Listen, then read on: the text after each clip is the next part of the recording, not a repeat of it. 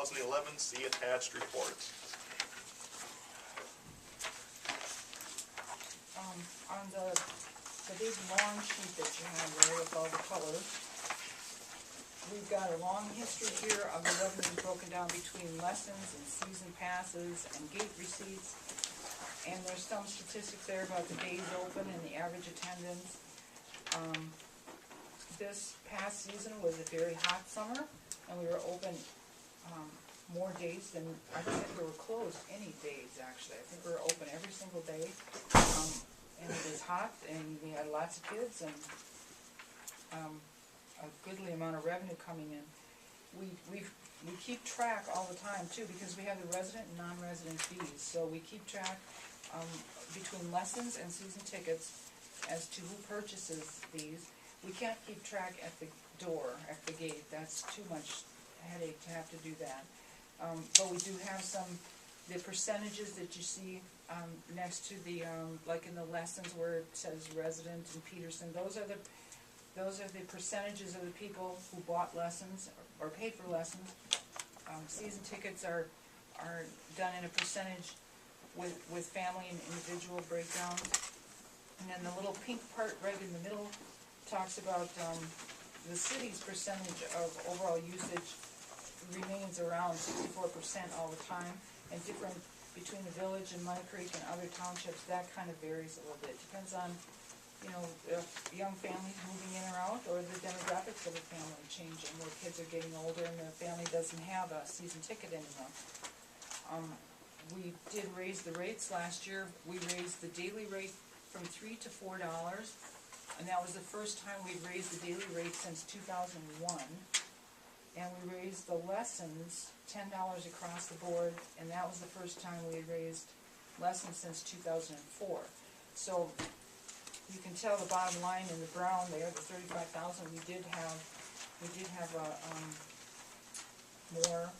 more revenue because it was a hot summer. The people that opted not to buy a season ticket ended up paying more at the gate because they kept coming back because it was hot. So they paid.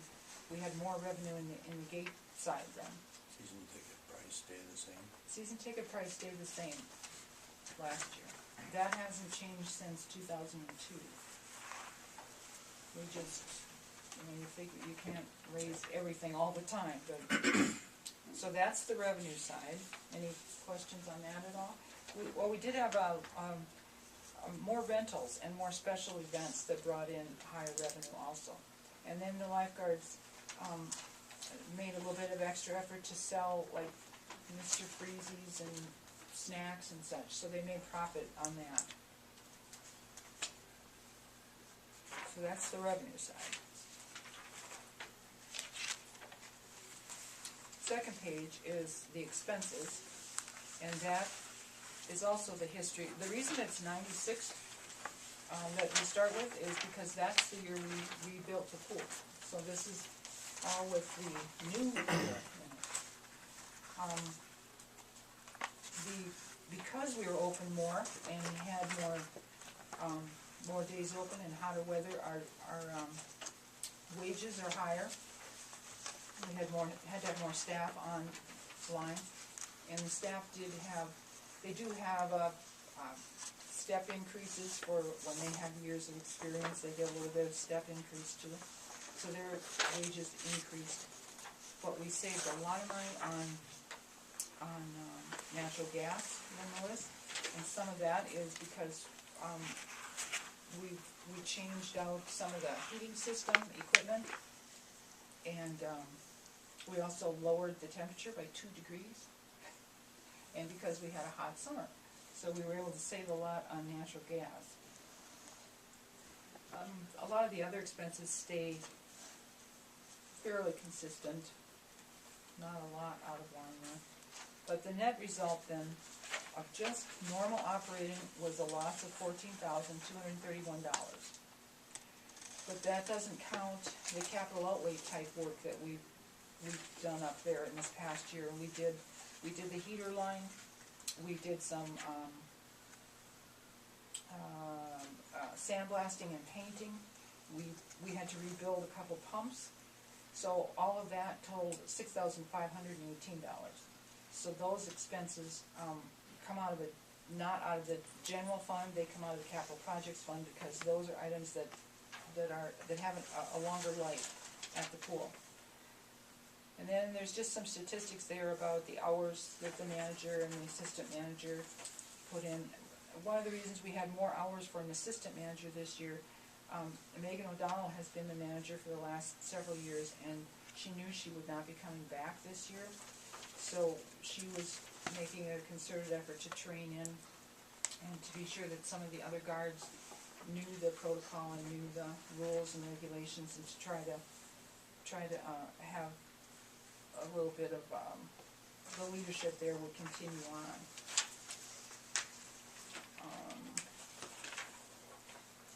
Who oversees the pool? That's through here. We kind of do the, all the paperwork and all the money has to come through here. Right. And, but the public works guys take care of the physical part of it. So who sets fees? Council sets the fees. Council do? Yep, you set the fees and you set the wages. I had a question. It seems like over the number of years, pumps are going out rather frequently. Well, no, they're not because they've gone out necessarily. They rebuild them, and they put these Teflon coating things on them sometimes too. So they actually are extending the life of them. They periodically take it out, have it rebuilt, so they don't have breakdowns, and so it continues to keep on working. But some of those pumps are going all day, you know, and into the night. You know, like the mushroom, every time the mushroom's running, you've got a pump running there, you know. So they do get a lot of use to them, but Doug is pretty fussy about that equipment, and so this, you know, the routine maintenance on it extends the life of those pumps a lot longer. They don't take any of these pumps out of service over the winter time. Yeah, they do. I think they take them out totally. So I think they take them out. Yep. And the third page there is just, if you take the statistics, and, you know, we started putting this all together when we were talking, when we used to have tri-city rates, and then we went back to the resident, non-resident, and if you use the percentage breakdown, you know, our net loss of $14,000, you know, 64% of the use of the season tickets up there is city residents, 27% is the village. So we were using some of these numbers that you could legitimately say that perhaps the village could assist by giving Rushford $3,842 to pay for the net loss, that would be a way to help fund the pool, so our loss was, so the city people were not absorbing the entire loss, because it's not 100% city people using it. But again, that doesn't count the capital outlay part of it. But the loss is down from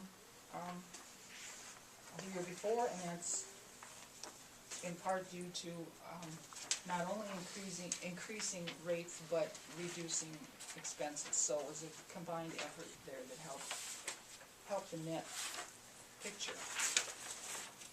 Is there any big capital outlay expenses planned for this year, Kathy, that you know of? I don't think there's anything too terribly huge, unless something goes bad, you know, unless the heater totally dies or something. But the year before we took, the filter systems were totally redone in 2009, and they had never been done before, and that's when you have to take all those tanks apart, and all the medium that's in there has to come apart and everything, and be